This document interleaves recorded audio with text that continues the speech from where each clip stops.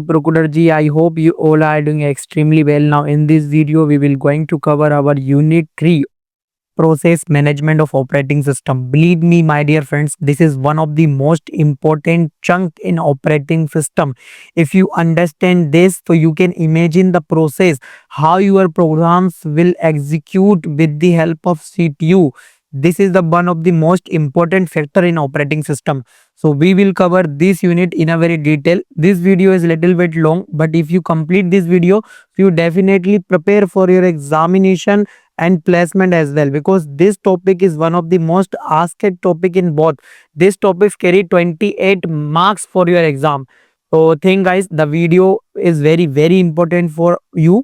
So please complete the video till the end with me, and don't worry about the notes is already provided in the description box, and also check out my WhatsApp and Telegram group link in the description, because at the time of exam I'll share some most important questions and tricks for exam. Now, the one of the basic requirement for watching this video is you need to watch my previous video. I am not promoting my video. I am just telling you this ki if you understand the things step by step, so you can easily grab the concepts. So what are the videos I already uploaded? What is OS? History about OS. Unit 1 of operating system. Unit 2 of operating system, where we discuss the file system. It's also a big chunk of operating system. And in this video, we will discuss process management. And one of the most important thing about this unit is a very big unit as per I see, because this unit contain two parts. First is your process management, where we discuss concepts of process state diagrams, different types of scheduler algorithm, CPU scheduler algorithm, user level and the kernel level threads, is case studies of Unix and Linux, Windows like system calls, this type of things we study in process management. But process management is also have a core part about concurrency and synchronization. So this is also an important part, so we will cover in the next unit. But in this video, we will focus on overall process management. So let's start this video. I hope the intro is helpful for you. Now let's discuss what is process management. देखो, यदि आपको सबसे पहले समझना होगा process versus programme है क्या, तो उसके लिए मेरे थंबनेल से ही आप समझ गए होंगे। एक प्रोग्राम एक ऐसा कोड है जो कि आपकी डिस्क में स्टोर है। डिस्क मतलब कि जब भी बात करूंगा तो SSD, hard disk, pen drive में इन डिस्क की बात कर रहा हूं, जहां पे आपका डेटा परमानेंटली स्टोर है। I hope you got it. But बात यदि अपन करें प्रोसेस की, तो प्रोसेस की सबसे बेस्ट डेफिनेशन क्या होगी? अब प्रोग्राम अंडर एग्जीक्यूशन। एग्जीक्यूशन का मतलब क्या हुआ कि वो प्रोग्राम उठ के आया आपकी रैम में, and it's under execution under the RAM, then it called process. तो आपको प्रोग्राम और प्रोसेस के बीच का डिफरेंस क्लियर हुआ। If the video is going to helpful, so please don't forget to put your comment. It will really motivate me to for making a more videos like this. Now, अब आपको process तो समझ में आ गया कि process और programme है क्या, बट ये डायग्राम आप इस पूरी वीडियो में अपन कवर करने वाले हैं एक एक करके। प्रोसेस के एक प्रोसेस डायग्राम होता है, आपको ये अंडरस्टैंड करना पड़ेगा प्रोसेस कैसे स्टार्ट होती है, आपके डिस्क से उठ के आपके रेडी क्यू में जाके इनपुट आउटपुट को लेकर आपके सीपीयू से अलोकेट होके सारी प्रोसेस रन होके एट द एंड टर्मिनेट होती है। तो ये पूरी लाइफ साइकिल एक प्रोसेस की। प्रोसेस विल स्टार्ट मतलब कि प्रोसेस आपके डिस्क से कहाँ पे आ गई? रैम पे आ गई। अब रैम पे मतलब कि क्या है? रेडी क्यू पे आ गई। अब रेडी क्यू के बाद क्या होगा? आपकी प्रोसेस या तो डायरेक्ट रन हो जाएगी, यदि आपके सीपीयू के पास टास्क एग्जीक्यूट नहीं हुए हैं तो वो डायरेक्टली इस प्रोसेस को रन कर देगा। अपनी प्रोसेस के बीच में अपन को कई सारे इनपुट्स लेने पड़ते हैं, लाइक कि if you are playing game, तो वहां पे आपको इनपुट देने पड़ते हैं कि रेस को आगे बढ़ाने के लिए, ब्रेक मारने के लिए।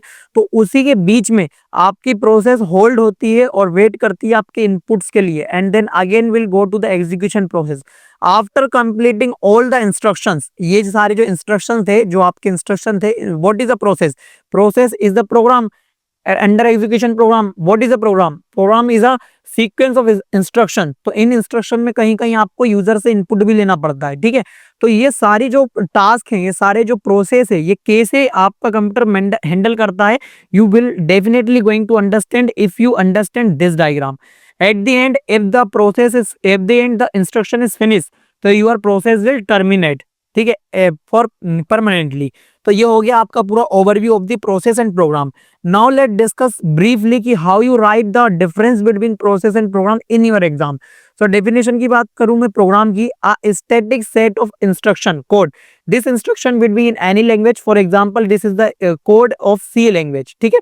प्रोसेस की यदि बात करूं तो अब प्रोसेस इन एग्जीक्यूशन, अब ये क्या हो गया, अब प्रोसेस चला गया आपका रैम के पास, ये कोड आपका एग्जीक्यूट होके कंपाइल होके इंस्ट्रक्शन होके किसके पास चला गया, रैम के पास चला गया। अब रैम में यदि है तो डेफिनेटली वह एग्जीक्यूट हो रहा होगा, क्योंकि वहां पे RAM is the core storage where CPU program storage, ठीक है। अब डायनेमिक की बात ये क्यों कर रहे हैं और यहाँ पे स्टैटिक की बात क्यों कर रहे हैं, क्योंकि यहाँ पे जो आपका कोड है वो एक पैसिव स्टेट में है। पैसिव स्टेट मतलब कि क्या है, वो स्टोर है। बट यदि आप रैम की बात करते हैं तो वहां पे आपका कोड क्या होता है, एक्टिव स्टेट में होता है, वहां पे रनिंग स्टेट में होता है। अब डायनेमिक की बात कर रहे हैं तो जितने भी आपने वेरिएबल्स, जितने भी आपने फंक्शंस, जितने भी आपने डेटा, जो भी आपके प्रोग्राम में रिटर्न है, जो भी आपके प्रोग्राम में स्टोर है, वो सब कुछ different types of scheduler algorithm and different type of storage category के हिसाब से आपके रैम में स्पेस करेंगे। RAM is what, RAM is just the storage that store our program for executing with CPU, ठीक है। तो ये सारे जो आपके वेरिएबल्स हैं, आपके फंक्शंस हैं, आपके डेटाज हैं, आपके इनपुट आउटपुट है, ये सारी चीजें जाके स्टोर होती है आपके रैम में। अब इसके लिए भी एक हाई लेवल ओवरव्यू होता है, वो अपन डिस्कस करेंगे आगे जाके जब अपन मेमोरी मैनेजमेंट पढ़ेंगे, ठीक है। अब स्टेट की बात करें तो यहाँ पे अगेन मैंने बताया passive state because this is the storage on your disk, active state because in memory uses input and output operations. अब ये यदि प्रोसेस है तो process is also known as a program that interact with CPU resources. What are the resources? Like input output resources. Please watch my unit 1 and unit 2 video where you briefly discuss about what is the executions and what are the some input output resources of computer, ठीक है। CPU is a resources, IPO is a resources, protocols is a resources, they all are resources, ठीक है। अब components की बात करूं तो यहाँ पे कोड ओनली होता है प्रोग्राम के अंदर, बट यदि प्रोसेस की बात करें तो अभी मैंने देखा आपको code, data, stack and heap, ये सारी चीजें आपकी मेमोरी में स्टोर होती हैं अलग अलग तरीके से, ताकि आपके शेड्यूलर एल्गोरिथम अप्लाई हो पाए। अब यहाँ पे लाइफ स्पेन की बात करें तो exist until the delete, executing, exist while executing, ठीक है। यहाँ पे आपका प्रोग्राम तब तक के एग्जिट रहेगा जब तक आपको डिलीट ना कर दो, और यहाँ पे जब तक कि आपका एग्जीक्यूशन कंप्लीट ना हो जाए। तो this is the basic intro that is very very important for gaining the knowledge of other topics. First you understand process and program. Let's discuss what is a program. A file contains C. This is the program, जैसा कि मैंने आपको बताया। And again process, so when you run your file and it's executed, as I already told you कि program is stored on your disk and process is under your RAM. So this is the diagram that you draw on your examination as well. Now the RAM has some special trick to store your process. First is your text, raw data plus BSS, heap and stack. This is the process that follow by your RAM. इतने सारी process होती हैं जिस तरह से RAM आपका process को execute करता है, ठीक है। अब यहाँ पे बात कर रहे हैं अपन प्रोसेस कंट्रोल ब्लॉक की। ये एक ऐसा कंट्रोल ब्लॉक है जिसको अपन प्रोग्राम काउंटर भी बोलते हैं, जो कि आपको मैनेज करता है आपकी मेमोरी को, because at the and you know कि योर मेमोरी इज लिमिटेड, ठीक है। योर मेमोरी इज लिमिटेड, वहां पे जितना भी स्टोरेज है, मान लो at the end your memory is full, आपने सारी प्रोसेस रन हो रही है, आप बहुत सारे हेवी टास्क कर रहे हो। So what will be happen, there is the role play with process control block, क्योंकि यदि सारी प्रोसेस एग्जीक्यूट हो रही हैं तो आपके शेड्यूलर एल्गोरिथम्स डिसाइड करेंगे कौन सी प्रोसेस का प्रायोरिटी अभी नहीं है, कौन सी प्रोसेस पे आप ज्यादा काम नहीं कर रहे हो, तो वो टेम्परली क्या होगा कि आपके डिस्क में जाके स्टोर हो जाएगा, जिसको अपन सस्पेंड भी बोलते हैं। Suspend is a method and your process statement, ठीक है। तो ये सारी चीजें आपको बहुत डिटेल में तब पढ़ने को मिलेगी जब इस तरह की वीडियोस को आप डिटेल में सुनोगे और समझोगे। आई होप कि आपका ये ओवरव्यू कंसेप्ट क्लियर हुआ हो। Now let's discuss concept of process. So definition की बात करें तो a process is a program in execution which includes the program's code data and resources to use. Components की बात करें तो टेस्ट डाटा लाइक की प्रोग्राम्स का कोड, डेटा सेक्शन मतलब कि ग्लोबल वेरिएबल्स, स्टैक मतलब कि functions calls and local variables, heap मतलब कि dynamically allocated memory. So this is the basic example of concept of process. अब स्टेट डायग्राम को थोड़ा सा डिटेल में पढ़ते हैं, जो अपन आगे स्टार्टिंग में देखा था। Process transitions between various state during the executions. New का मतलब क्या है, प्रोसेस इज बीइंग क्रिएटेड, आपकी process to be assign to the CPU. अब रेडी क्यू क्या है, एक डेटा स्ट्रक्चर है जो कि क्यू में स्टोर होती है आपकी सारी प्रोसेसेस, ठीक है। क्यू क्या है, queue is the data structure that follow FIFO principle, first in first out. तो इससे क्या होता है कि आपका सीपीयू में जो भी प्रोसेस सबसे फर्स्ट पे इन हो रही है वो सबसे पहले एग्जीक्यूट होके आउट होगी, बिकॉज ये प्रियोरिटी एल्गोरिदम होता है, जो पहले आया वो गया पहले, ठीक है। This is the priority algorithm that follows by process while process in the ready queue. Now the running क्या है, प्रोसेस इज बीइंग एग्जीक्यूटेड। अब जैसे कि प्रोसेस आपकी स्टार्ट हुई तो डेफिनेटली वो रन होगी आपके सीपीयू के कोर के ऊपर जाके, ठीक है। वहां पे mathematical calculation, control unit, input output organisation, ये सारे मेथड्स फॉलो होंगे। अब वेटिंग का यहाँ पे क्या है, process is waiting for the input output और सम इवेंट्स। अब इसका मतलब क्या है कि मान लो आप एक वीडियो गेम प्ले कर रहे हो और आपकी प्रोसेस एग्जीक्यूटिवली रन हो रही है, but at the time you need to increase your speed of your car, ठीक है। So you need to give input by your touch screen any keyboard. So the input output waiting process is also terminated the process for temporarily, but after getting the input you can go on the ready queue and running process execute one by one. तो very simple है, इसको तुम ऐसा समझो कि process start होगी, ready queue में wait करेगी, यदि सीपीयू एलोकेटेड नहीं हुआ सीपीयू में जैसे ही जाएगी, यदि प्रोग्राम को कुछ इनपुट्स चाहिए तो the waiting period is start, otherwise the program will finish all the instruction of code and at the end terminated process execution is completed. So this is the diagram that I already explained it in the above, but it is a very important and core function to relate it how the process, how the programs will execute it on your CPU and internally working in your computer. So hope guys this was clear. This is again the same diagram. Now let's discuss about three topic types of scheduler. So this scheduling is a very critical task, ठीक है। इसके लिए अपन कुछ schedulers पढ़ने पड़ते हैं, algorithms हैं, जो कि सिंपल मैं आपके साथ एक्सप्लेन करता हूं। Long term scheduler, short term scheduler, medium term scheduler. What is this, we will discuss in detail. तो scheduler manage how process are selected for execution, किस तरह से मल्टीपल प्रोसेस होती हैं, कौन सी प्रोसेस सिलेक्ट होगी, कौन सी प्लेटेड सस्पेंड होगी, मतलब सारी प्रोसेस को एक परफेक्ट मैनर में एग्जीक्यूट करने के लिए अपन एल्गोरिदम का यूज करते हैं, शेड्यूलर का यूज करते हैं।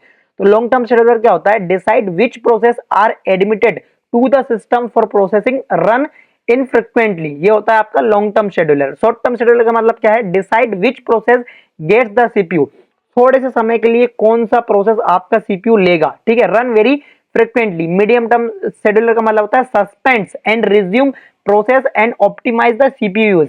अब मीडियम टर्म शेड्यूलर में यहाँ पे दो टॉपिक आपको देखना पड़े, सस्पेंड और रिज्यूम। अब सस्पेंड का मतलब क्या हुआ कि जब आपका प्रोसेस को चाहिए थे इनपुट तो वो थोड़ी देर के लिए सस्पेंड हो गई और बाकी प्रोसेस रन होने लगी।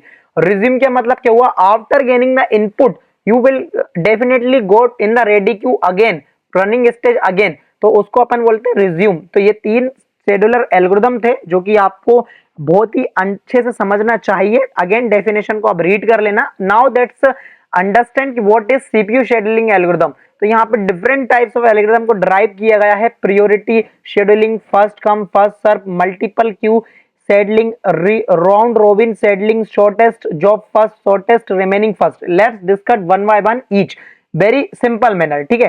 This algorithm determine the order in which process execute on the CPU. तो अब यह है मोस्ट इंपोर्टेंट चीज। आपका पहला एल्गोरिदम है वो क्या है, फर्स्ट कम फर्स्ट सर्व, जिसको अपन क्यू का डाटा स्ट्रक्चर प्रिंसिपल भी बोल सकते हैं, first in first out. Easy to implement होता है। डिसएडवांटेज क्या है, prove performance if long job arrive first time, ठीक है। Shortest job first. एडवांटेज क्या है, minimize average waiting time and require knowledge for burst time. अभी अपन आगे जाके इवोल्यूशन ऑफ शेड्यूलिंग एल्गोरिथम भी पढ़ने वाले हैं, वो बहुत ही ज्यादा हेल्प करेगा आपको और ज्यादा अंडरस्टैंडिंग करने के लिए कैसे ये सारे एल्गोरिथम्स वर्क करते हैं eight the time of execution the process. अब मैं यहाँ पे एक और आपको चीज शो करना चाहता हूँ in macOS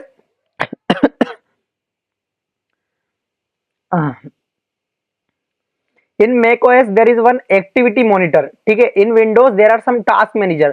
तो यहाँ पे मल्टीपल प्रोसेसेस मेरी रन हो रही हैं एट द टाइम। इसका मतलब क्या है, they all are execute by my OS, ठीक है। They all are running into my RAM. देखो यहाँ पे दिया गया है, this is the main memory where my process are executed, ठीक है। यहाँ पे एक एट्रीब्यूट्स होते हैं किसी प्रोसेस के, वो एट्रीब्यूट्स क्या क्या होते हैं, प्रोसेस का नेम होता है, प्रोसेस आईडी होता है, कहाँ से मेरी प्रोसेस रन हो रही है वो होता है। नेटवर्क मतलब कि एपीआई जो कि मेरे सिस्टम्स को अभी चाहिए, जो भी वाईफाई के नेटवर्क है, ये सारी चीजें, एनर्जी कितना यूज हो रहा है, they all are the computer resources and they all are my processes.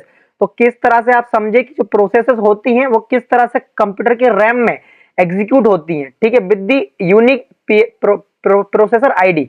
So hope guys कि ये भी क्लियर हुआ हो। ये सारे प्रायोरिटी एल्गोरिथम क्या है, execute the process based on the priority. एक और बहुत अच्छा एग्जांपल मैंने अपनी प्रीवियस वीडियोस में दिया था कि while you watching my videos and suddenly you got a call, so my video process is stop at because of the priority algorithm and the call notifications upper on your top of the phone, ठीक है। तो this is the logic behind the priority algorithm, useful for priority system, can lead to starvation, ठीक है। Round robin RR इसको बोलते हैं, each process gets a fixed time या फिर स्लाइस क्वांटम, ये इसको बोलते हैं fair and responsive high overheat if quantum is small. तो ये हो गया आपका एक और एल्गोरिथम। यहाँ पे होता है multi level queue, means process are divided into categories each with its own schedule algorithm, great for system with diverse need complex implementation. This is widely used when you working with the NASA type applications, ठीक है, when you working with the live stream applications, ठीक है, like you thought that कि Hotstar, how the Hotstar will play, how the Netflix will play the live stream, how the YouTube will play the live stream because of this multiple queue system, because process are divided into categories। कितनी सारी processes execute होते होंगे live stream के through, कैमरे से input लेते हैं अपन, then फिर वो यूट्यूब के सर्वर पे लाइव चलता है, इवन आप काफी सारे लोग एक ही टाइम पे उस सर्वर को हिट करते हो, एंड देन मल्टीपल सारी जो चीजें होती है वो कांस्टेंट टाइम पे होती हैं। तो they are the multiple queue algorithms, multi level queue algorithms that help to perform this type of various task. Now evolution of matrix के अंदर कुछ टाइमिंग होती है जो आपको याद रखना पड़ेगा। ये completion time, burst time, turn around time, waiting time, response time, इसको अपन आरटी बोलते हैं। तो इन सबकी डेफिनेशन पढ़ते हैं। कंप्लीशन टाइम का मतलब क्या होता है, a time when process complete its execution. Burst time का मतलब क्या होता है, a total CPU time required by a process to complete its execution. This is usually provided in the problem as well. Now what is a turnaround time? The total time taken by a process from its arrival to its completion time। तो यहाँ पे basic सा आप इनका जो formula है वो समझो। Turn around time means ct minus AT and waiting time means ATT minus BTT, and ये वाला टाइम होता है first time execution at minus AT. So this is the basic diagram that show you कि how the different times will schedule by the algorithm, ठीक है। अब आपको यहाँ पे मैंने इसलिए ओवरव्यू दिया बिकॉज आपका मेन कंसेप्ट आपको यहाँ पे समझना है। देखो किसी भी चार्ट के अंदर आपको दो चीजें दी जाएंगी, आपका अराइवल टाइम और आपका बर्स्ट टाइम, किसी भी प्रोसेस का। यहाँ पे मल्टीपल प्रोसेस है P1, P2, P3। अब आपको इसकी डिफरेंस टाइम निकालने, like CT turn around time, waiting time and R time. तो ये CT कैसे निकलता है, CT का फॉर्मूला है just apply BT plus AT, ठीक है। तो this plus this is equal to 4 and 4 plus 3 is equal to 7, 7 plus 2 is equal to 9. This is your compilation time of your all programs like P1, P2 and P3. Now what is the turnaround time? It is also a very simple, you just minus CT minus AT. 4 minus 0 you get 4, 7 minus 1 is got 6 and 9 minus 2 you get 7. तो आपको ये paper में ask किया जा सकता है, आपको process 80 और बस टाइम दिया सकता है और आपसे ये सारे टाइमिंग पूछ सकते हैं। तो बहुत ही सिंपल तरीके से मैं आपको बता रहा हूँ, only you just put formula and you will definitely get what you have, ठीक है। तो यहाँ पे अब देखो आपको क्या बोल रहा है, वेटिंग टाइम। वेटिंग टाइम क्या होगा, ये आपका वो टाइम होगा जब आप माइनस करोगे, आपको यहाँ पे देखना पड़ेगा what is your waiting time, turn around time minus BT। So this is your turn around time, this is your BT time. You just reduce this to this. 4 minus 4 you get 0, 6 minus 3 you get 3, 7 minus 2 you get 5. So this is all how you can calculate the different types of your algorithm scheduling timer. ठीक है, I hope the point is clear. What is the concept of thread? Thread is very simple. When operating system try to manage multiple process at same time, this is known as thread. So thread A, thread B, thread C, control by process 1, process 2, process 3, they all are managed by at the same time. This is known as thread. Definition पढ़ लेते हैं। Threads allow for concurrent execution with a single process. Types of thread होते हैं यहाँ पे user level thread में अपन बात करें तो managed by the user और application, fast to create and switches the like OS operating system blocking and one thread can be block the entire process. तो ये होते हैं आपके user level thread. Kernel level thread की बात करें तो managed by the operating system, better integration with OS, slow due to contest switch overheating. तो ये होते हैं आपके कर्नल लेवल और ये होते हैं आपके टाइप्स ऑफ थ्रेड्स में यूजर लेवल। तो ये दोनों थ्रेड से आप क्या समझे, when a operating system try to manage multiple process at the time this things is known as thread. ठीक है, I hope the point is clear. What is a thread scheduling? Again the multiple processes, thread scheduler and the CPU. CPU try to manage so many things. तो यहाँ पे thread scheduling को दो type में divide करते हैं अपन, primitive और non primitive. Primitive mean thread can be interpreted to allow other to run. Non primitive मतलब threads run until they can voluntarily alight और टर्मिनेट। एक प्रोसेस यदि पूरी खत्म होकर टर्मिनेट नहीं होती है और उसके बाद कोई दूसरी प्रोसेस रन होती है तो उसको अपन बोलते हैं नॉन प्रिमिटिव शेड्यूलिंग। और प्रिमिटिव शेड्यूलिंग का मतलब क्या होता है, एक प्रोसेस के साथ साथ मल्टीपल प्रोसेसेस भी रन हो रही है, this is non your primitive scheduling. तो प्रिमिटिव नॉन प्रिमिटिव में आपका कॉन्सेप्ट क्लियर हुआ। मल्टी प्रोसेसर का मतलब है बहुत सारे सीपीयू किसी कंप्यूटर के पास होना। मल्टी कोर का मतलब एक सीपीयू के पास मल्टीपल चिप्स होती है, उसको अपन बोलते हैं मल्टीपल कोर्स। इसको समझ लेते हैं क्या इसका मतलब होता है। चैलेंजेस की बात करें तो balancing the workload across the multiple processor mean multiple CPUs, minimizing communication overheat. Techniques की बात करें तो load balancing like a distributed process, eventually affinity scheduling means keep a process on the same CPU to improve the cache performance. So why we will understood this, because this is differently asked in your exam, because I just show you कि this is a very important topic in your this you just see कि there are some multi processor and multi core topic। ठीक है, ये आपके paper के लिए most important topic है, काफी ज्यादा आस्क होता है। Don't forget this unit carry 20 marks weightage for your exam and placement as well। placement में some of the important questions like system calls used in operating system इसको पूछा जाता है, तो मैं अभी एक्सप्लेन करने वाला हूँ। Don't worry about is this. ठीक है, अब यहाँ पे हम पढ़ते हैं case study of process management, Unix या लिनक्स। ठीक है, Unix is the first operating system that introduce the concept of multi and parallel execution and Linux is the operating system that widely used in companies. तो यहाँ पे कुछ system calls होती है, system calls are nothing, they are just a APIs for your operating system. ठीक है, जो manage करती है आपकी करेंटली लर्निंग जो भी रनिंग आपकी प्रोसेस है उनको। तो फोर्क क्या है, क्रिएट द न्यू प्रोसेस। ये मैं डिटेल में आपको पढ़ा चुका हूं आपकी मेरी पिछली वीडियोस में। यहाँ पे एग्जीक्यूशन करके भी होता है, replace the process memory with the new program. Wait का मतलब होता है wait for the child process to be terminated. अब ये जो प्रोसेस होती हैं, ये वाले जो सिस्टम कॉल्स होती हैं, फोर्क, एग्जीक्यूट और वेट, ये आपकी प्री बिल्ड होती हैं आपके ऑपरेटिंग सिस्टम में। ठीक है, अब यहाँ पे प्रोसेस शेड्यूलिंग की बात करें तो uses are completely fair scheduler, मतलब CFS एक एल्गोरिथम है फॉलो करते हैं ये लोग। सिस्टम कॉल्स की बात करें तो यहाँ पे अपन एग्जांपल लेने वाले हैं सी प्रोग्रामिंग लैंग्वेज का, कि किस तरह से प्रोसेस क्रिएट होती है और किस तरह से एग्जिट होती है।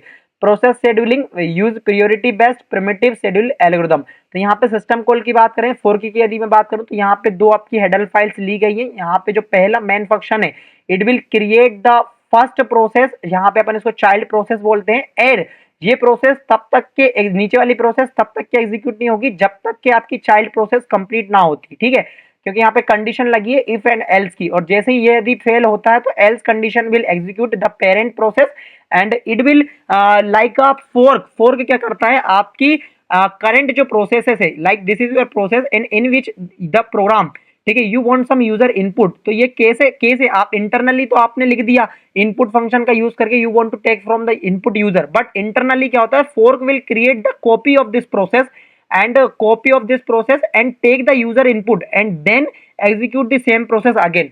तो ये ऐसा फोर्क का कॉन्सेप्ट है जो कि एक बहुत फेमस सिस्टम कॉल्स है for creating the new process. Now create process in Windows. So Windows यहाँ पे हेडर फाइल सिस्टम है, they all are the processes programs. ठीक है, जो आपको हेल्प करते हैं कि किस तरह से आप कैसे प्रोसेस को एग्जीक्यूट करते हो, कैसे प्रोसेस के लिए वेट करते हो, कैसे प्रोसेस को क्लोज करते हो। ठीक है, तो ये दोनों एग्जांपल थे जो कि आपको यूनिक्स और लिनक्स का कंसेप्ट समझाएंगे, किस तरह से आपका प्रोग्राम आपका ओएस इनपुट लेके उसको एक परफेक्ट प्रोसेस में फिट करता है। नाउ कंक्लूजन क्या निकला, आपने काफी सारी चीजें पढ़ी। First I want to revise कि what you learn it in this video, because this video is typically long. you just understand the concept of operating system, what is the versus program versus processes, and you just learn it a proper diagram about process state and process versus program. Again, you just see ki what is the virtual execution of your process, and then concept of process ready queue with types of schedulers, long term, short term, and medium CPU scheduling algorithm with the brief definition like simple description, advantage and disadvantages, some types of compilation, burst time, turnaround time, waiting time, and response time concept. They are briefly asked it in your exam. Concept of thread and some basic types of multiprocessor and multi-core concepts.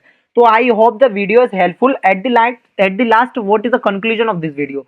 With the help of this video, you know how computer work internally. Make sure to like and share, subscribe Procodergy. Also share with your community as well, and also share this video with your friends and community. Thanks everyone for coming me at the last of the video. मिलते हैं किसी next video में.